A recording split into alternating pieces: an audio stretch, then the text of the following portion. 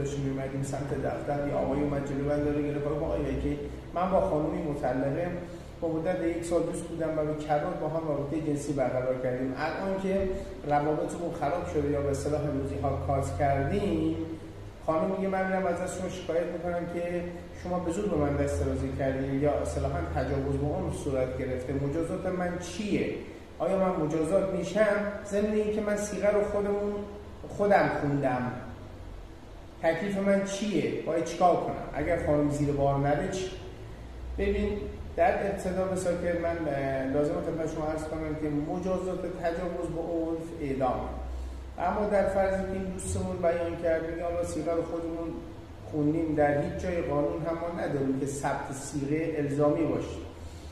لذا در فرضی که دو طرف اقرار به این صیغه داشته باشن، دادگاه نه حق تحقیق داره نه حق مجازات.